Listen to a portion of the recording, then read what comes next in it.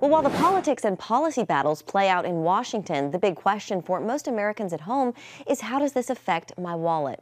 For more on that, let's bring in Mark Hamrick, Washington Bureau Chief and Senior Economic Analyst for BankRate.com. Mark, welcome. Good to see you. So Americans have seen this on-again, off-again tariff policy for months now. If these tariffs do stay blocked, could Americans see lower prices on imported goods, or is that really unlikely to trickle down to consumers? Good to be with you, Jen. And of course, that's a big assumption that is implied in the question. We don't know what the future of all this is. And we're not talking about the totality of all the tariffs that have been imposed. This recent ruling does not affect, for example, the tariffs imposed on steel, aluminum, automobiles. Those are significant products coming into the United States.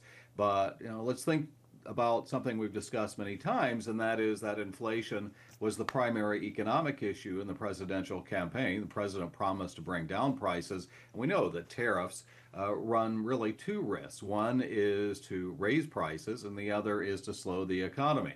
So if a big portion of this pie of tariffs is removed, then we wouldn't presumably have as much in the way of inflation coming down the pipeline, but I'm not quite willing to make that bet just yet. So, Mark, if I'm, a consumer at home watching this, what should I do right now? Any smart moves to protect my wallet in the weeks ahead?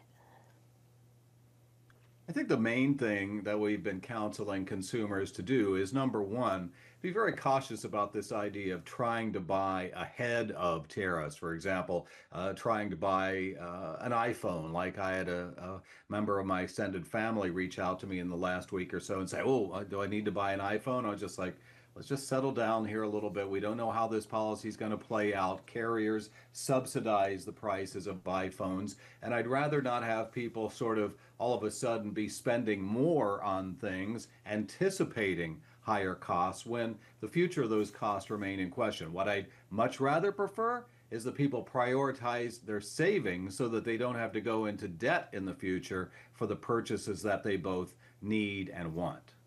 Consumer confidence, Mark, is ticking up.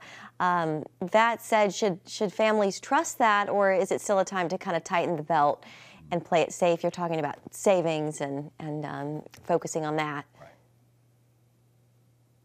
Most Americans are undersaved, and so we did have a rebound in consumer confidence after hitting lows that were largely about the tariffs. Americans are still downbeat on the outlook for inflation, meaning that they still see inflation going higher than where it's been recently. That is part of the consumer confidence survey. And they're also downbeat on the outlook for employment. Are they right? I don't know. I don't know what the future brings for the performance of the economy. But what I would say is, consistent with my earlier comment, the best way to insure against the future is to keep, for example, if you're working, your job contacts active, to keep your skills in prime shape, and to continue to achieve your financial goals that should include paying down debt, saving for retirement, and of course, saving for emergencies. Okay, Mark Hamrick with BankRate. Always nice to see you. Thank you, Mark.